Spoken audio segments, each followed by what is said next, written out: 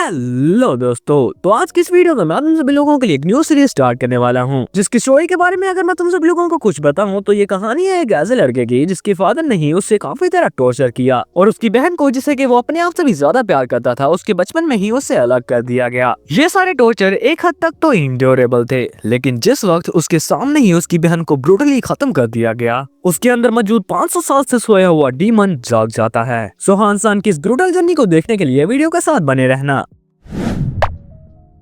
कहानी की शुरुआत में हमें हमारे मेन प्रोटैगनिस्ट हान सान को दिखाया जाता है, जिसने कि एक अर्न को कुछ लकड़ियों के पीसेस का इस्तेमाल करते हुए एक जगह पर कैद कर रखा था और काफी ज्यादा उदास भरे लहजे में उसकी तरफ देखते हुए कह रहा था, तुम भी बिल्कुल मेरी तरह ही यहाँ पर ट्रैप हो चुके हो। मगर तभी हम देखते हैं कि हान सान की बड़ी बहन उसके पास आते हुए कहती है, ओए तुम इसे तंग क्यों कर रहे हो? तो हान उन आर्ट्स की तरफ देखते हुए कह रहा था, नहीं मैं इसे तंग तो नहीं कर रहा, मैं तो उसे चेयर कर रहा हूँ ताकि ये खुद ब खुद यहाँ से निकल सके। और इसी के साथ हम देखते हैं कि वो आर्ट अपनी पूरी की पूरी जान लगाकर अपने सामने पड़े हुए लकड़ी के उस टुकड़े को हटा देती है और उस आर्ट को ये सब कुछ करके वहाँ से जाता हुआ देखकर हान काफी ज्यादा अमेज हो रहा था। मगर तभी हम देखते हैं कि एक बंदा उनके पास आते हुए कहने लगता है, ओए तुम दोनों मेरे साथ आओ एक मिनट। इसी के साथ सीन शिफ्ट होता है और हमें दिखाया जाता है कि नूना काफी ज्यादा डर कर एक बंदे के साथ खड़ी होती है, जहाँ वो बंदा कहता है, अच्छा तो ये है वो लड़की जो कि हमारे मास्टर की फ्यूचर वाइफ बनेगी। क्या तुम्हें सच में लगता है कि ये हमारे कोर्ट के वेसल को कंट्रोल कर सकती है? तो वही थोड़ी देर पहले वाला बंदा जो कि हान को पकड़ रखे था, उसे देखते हुए कहने लगा, जैसा कि उनकी माँ ने इस बच्चे को जन्म दिया था तो इसमें कोई शक नहीं है कि ये वैसे इसमें कामयाब हो जाएगी। और इसी के साथ हम देखते हैं कि वो बंदा नूना को वहाँ से ले जाने लगता है, जिसकी वजह से हान सन काफी ज्यादा रोते हुए उसके पीछे जा रहा था और उस बच्चे की पावर इतनी ज्यादा होती है कि उस अकेले को रोकने में ही 5 बंदों को जोर लगाना पड़ रहा था। और इसी के साथ हमें पता चलता है कि ये सब कुछ हान सन का पास था, जो सब कुछ याद करके हान सन की आंखों में आंसू आ चुके थे और अभी हान सन अपने पूरे होश-ओ-हवास में भी नहीं था। लेकिन तभी वो पहले वाला बंदा जो कि अब तक एक शमान बन चुका है, हान सन के बालों से पकड़ते हुए कहने लगा, ओह सुदम साहब जाग चुके हैं। और हान सन के इर्द गिर्द के माहौल को देखकर ऐसा लग रहा था कि जैसे इस जगह पर कोई रिचुअल हो रहा है और इर्द गिर्द की चीजें देखकर हान सन भी काफी ज्यादा घबरा चुका था कि जैसे कि अभी उसके साथ कुछ बुरा होने वाला है। और तभी हम देखते हैं कि वो शमान एक गर्मा गर्म सीख हान सन की बॉडी पर लगा देता है और इस चीज की दर्द की वजह से हान सन जोर जोर से चिल्ला रहा था और आखिरकार इस दर्द की वजह से बेहोश हो जाता है। और यहाँ पर ये सारा प्रोसेस चल ही रहा था, तभी हम देखते हैं कि एक बंदा शमान पुकारते हुए वहाँ पर आने लगा, मगर वहाँ पर मौजूद हान सन की हालत को देखते हुए कहने लगा, क्या तुम श्योर हो कि इसके साथ ऐसा करना ठीक रहेगा? तो वो शमान उसे बताता है कि इस चीज की चिंता मत करो, क्योंकि ये बच्चा 500 साल तक के और कोर्स को भी संभाल सकता है। सीन कट होता है और हमें थोड़ी देर बाद का सीन दिखाया जाता है, जहाँ हम देखते हैं कि वही थोड़ी देर पहले आया वो बंदा वापस जा रहा था और जाते जाते शमान की काफी तरह तारीफें करते हुए उसे कुछ पैसे थमाने लगता है,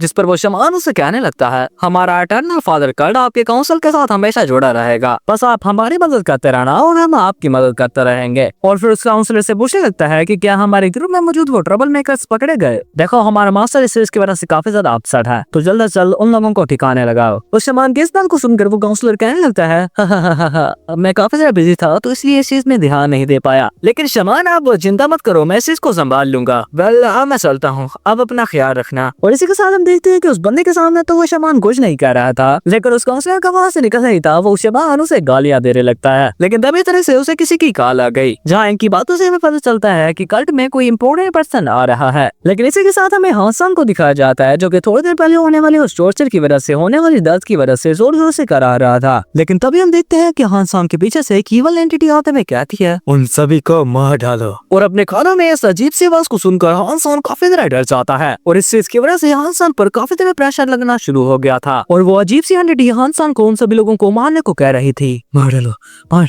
उन सबको, मार डालो उन सबको। आखिरकार तुम मेरी बात क्यों नहीं सुनते? अगर तुम सिर्फ मेरी बात सुनो तो तुम उन्हें आसानी से मार सकते हो। मेरी मदद से तुम उन लोगों को आसानी से मार सकते हो बच्चे। मेरी मदद से तुम अपनी बहन से मिल सकते हो। उन सभी लोगों को मार कर, उस शमान बास्टर्ड को मार कर। और इसी के साथ हम देखते हैं कि उस ईवल एंटिटी की ये सभी बातें हान सन पर वर्क करना शुरू भी हो गई थी। लेकिन तभी तरह से उसकी वजह से उस शमान के आ जाने की वजह से वो अपने होश-ओ-हवास संभाल लेता है, जहाँ वो शमान से बताता है कि आज के दिन इटर्नल फादर कल्ट के फाउंडर यहाँ पर आ रहे हैं और उसके साथ वो कुतिया होगी। और बहन पर सुना ही था, हान सन खड़ा होते हुए कहने लगा, नूना क्या मैं उसे दोबारा से देख सकूंगा? मगर वो शमान हान सन के पेट में टांग मारकर उसे नीचे गिरा देता है। इस तरह की बकवास करना बंद करो, और इस सामान के अगले डायलॉग से हमें पता चलता है कि हानसान और नूना इसी के बच्चे हैं। और इस जगह पर इस मांगा के कैरेक्टर से मुझे नफरत होना शुरू हो गई थी। खैर हम देखते हैं कि वो शमाल ये कहते हुए वहाँ से जाने लगता है कि अगर तुम्हारे पास ये अजीब सी ताकतें ना होती तो इस वक्त तक तुम मारे जा चुके होते, और अगर मैंने देखा कि तुम मॉन्स्टर के सामने आए हो तो मैं तुम्हारी चमड़ी उधेड़ कर रख दूंगा। और ये सब कुछ कहते हुए वो शमान हानसन को एक काफी ज्यादा डरली लुक देता है। इसी के साथ ही शिफ्ट होता है और हमें रात का सीन दिखाया जाता है जहाँ हम देखते हैं कि कल्ट का फाउंडर और उसकी बीवी कल्ट में पहुंच चुके थे,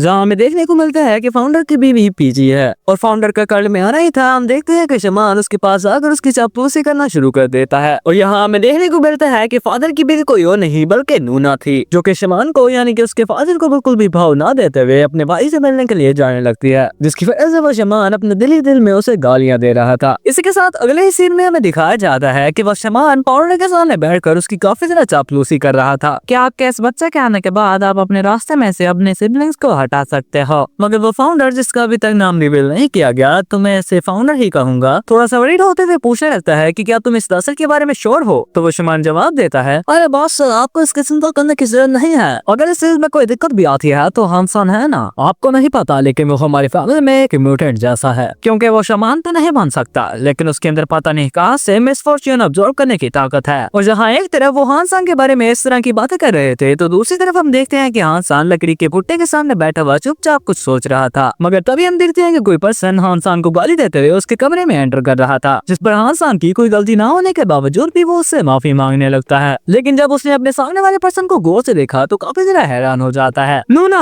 तुम वापस आ गई। और फिर इसी के साथ अगले ही सीन में दिखाया जाता है कि वो दोनों बहन भाई एक दूसरे के साथ बैठे हुए एक दूसरे के साथ अपने दुख शेयर कर रहे थे। लेकिन तभी अचानक से हानसन के ये पूछने पर कि उन्होंने तुम्हें यहाँ पर आने की इजाजत कैसे दे दी, जिस पर नूना उसे बताती है कि अपने इस बच्चे का सहारा लेते हुए मैंने उन सभी लोगों को धमकी दी। लेकिन नूना की इस बात को सुनकर अचानक से हानसन काफी ज्यादा घबरा चुका था। क्या?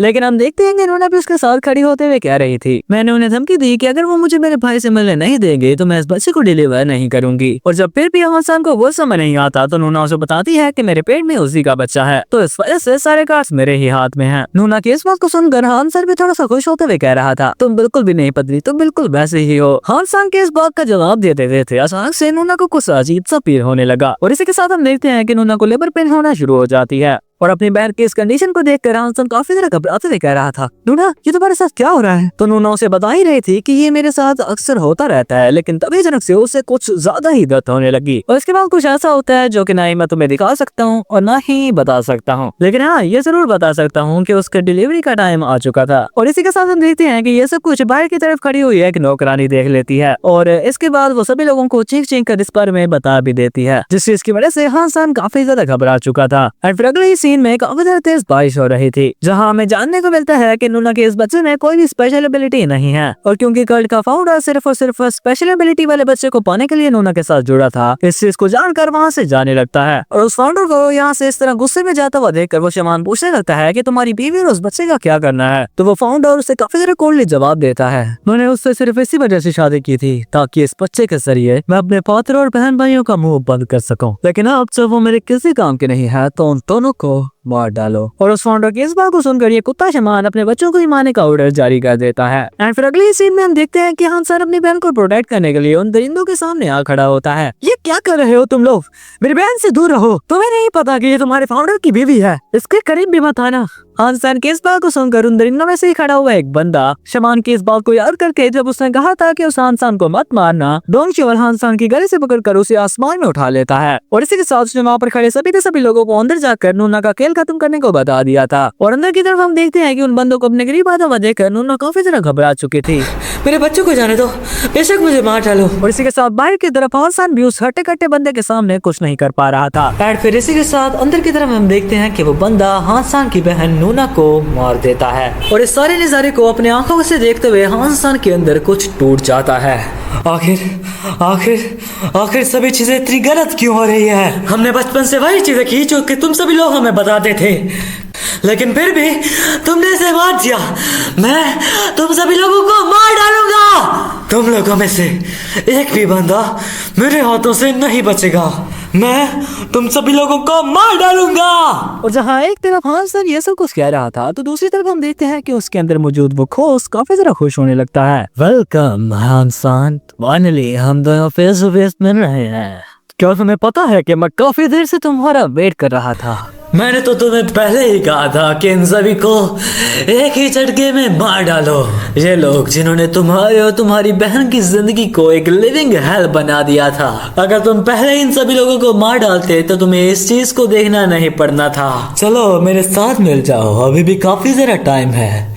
हम इन सभी को एक ही झटके में मार सकते हैं। और इसी के साथ हम देखते हैं कि सेवल को उसकी इन सभी बातों को सुनते हुए हान सान जोर जोर से रोना शुरू कर देता है और उसकी बॉडी पर उन सीखों के जरिए जो ओरियन क्राफ्ट बनाए गए थे वो सभी के सभी जलना शुरू हो जाते हैं। यानी कि उसके अंदर मौजूद सभी के सभी घोस्ट की पावर्स जाग रही थी। और जब जैसे ही हान सान ने अपने हाथ से एक बंदे के पैर को पकड़ा तो उसका पैर किसी रैपर की तरह कुचला जाता है, जिसकी वजह से उसने एक जोरदार चीख लगा दी थी। और फिर इसी के साथ हम देखते हैं कि हान सान ने वहाँ पर मौजूद सभी के सभी लोगों को मारना शुरू कर दिया था। और हान सान की इस रूप को देखकर वहाँ पर मौजूद सभी के सभी लोग काफी ज्यादा घबरा चुके थे। What the hell? इससे अचानक से क्या हो चुका है? और इसी के साथ हमें उसी ओल्ड वुमन को दिखाया जाता है जिसने कि हान सान की बहन के बारे में सभी लोगों को बताया था। वो काफी ज्यादा डर कर चीं चीं कर सभी लोगों को कहने लगी, भाग जाओ यहाँ से, वो जाग चुका है, भाग जाओ। और हान सान को देखते हुए ऐसा लग रहा था कि उसकी बॉडी पर उस घोस्ट ने पूरी तरह से कब्जा कर लिया है। लेकिन इस बंदे की विल पावर इतनी ज्यादा होती है कि वो उस कंट्रोल को अपोज करते हुए कहने लगता है, तुम सभी लोगों ने मेरी बहन को मार डाला। और जब जैसे ही एक हटे कटे बंदे ने उस पर अटैक किया तो हान सान काफी तेज से उसके ऊपर आ जाता है और हवा में एक ही मुक्के के साथ उस हटे कटे बंदे का खेल खत्म कर देता है। और यहाँ पर भी नहीं रुका और वहाँ पर जो सभी के सभी लोगों को पीटना शुरू कर देता है। मगर तभी हम देखते हैं कि काफी सारे लोग आकर हान सान को पकड़ लेते हैं, जिसकी वजह से हान सान अपनी बॉडी को मूव नहीं कर पा रहा था। जिस चीज को देखते हुए एक दूसरा बंदा एक सोकॉल्ड वेपन से हान सान पर हमला कर देता है और उसे एक अटैक को करने के बाद भी उसका मन नहीं भरता और काफी तेजी से उस पर और भी ज्यादा अटैक करने लगा। लेकिन तभी हम देखते हैं कि वो उस वेपन का इस्तेमाल करते हुए उसके गले पर हमला कर देता है, जिसकी वजह से जमीन पर काफी ज्यादा खून गिरना शुरू हो चुका था, जिसे देखकर मुझे लगा कि पहले ही चैप्टर में हमारा एमसी खत्म। लेकिन तभी हम देखते हैं कि अपने सामने के नजारे को देखकर वो बंदा काफी ज्यादा शॉक हो चुका था।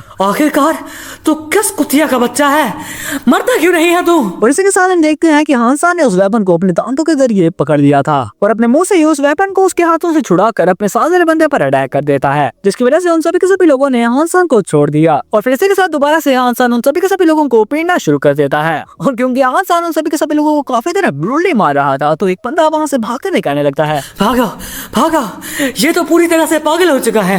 मुझे इस चीज को शमान को बताना होगा, मुझे ये सब कुछ उस शमान को बताना होगा। वो बंदा ये सब कुछ कहते हुए वहाँ से जा ही रहा था, लेकिन तभी हम देखते हैं कि हान सान उसके सामने आ जाता है, जिसे देखकर उस बंदे की पूरी तरह से फट गई थी। प्लीज मुझे जाने दो, मैंने तो तुम्हें कुछ नहीं किया, मैंने तो तुम्हें जाने दिया है और मैंने तुम्हारी बहन के साथ भी नहीं किया और तुम मुझे जो चाहते हो मैं और हम देखते हैं कि उस बंदे कितनी ज्यादा फट चुकी होती है कि वो अपने डायलॉग को पूरा ही नहीं कर पा रहा था। लेकिन उस बंदे की इस बात को सुनकर कि वो उससे जो भी चाहता है वो करने के लिए तैयार है, हान सान उसे कहता है, जो भी मैं चाहता हूँ तुम वो करोगे तो उन मरे हुए को वापस लाकर दिखाओ। तो वो बंदा और भी जरा डरते हुए कह रहा था, क्या सान तुम क्या? मगर हान सान अपने हाथों से उसकी गिच्ची मरोड़ देता है। तुम सभी लोग मेरी बहन के साथ उसे कंपनी देने के लिए उसके साथ जाओ। सो यही थी आज की वीडियो। तो अगर तुम लोग इसका नेक्स्ट पार्ट चाहते हो तो मुझे बता देना, मैं इसका नेक्स्ट पार्ट पर काम करना शुरू कर दूंगा। और इस वीडियो पर 200 लाइक्स और 50 कमेंट्स का टारगेट पूरा कर दो, तो जैसे ये टारगेट पूरा हो जाएगा इसका नेक्स्ट पार्ट आ जाएगा। और अगर वीडियो अपने दोस्तों तक शेयर भी कर दोगे तो काफी ज्यादा अच्छा हो जाएगा। खैर मिलते हैं अगली वीडियो में, तब तक के लिए अपना ख्याल रखना, बाय बाय।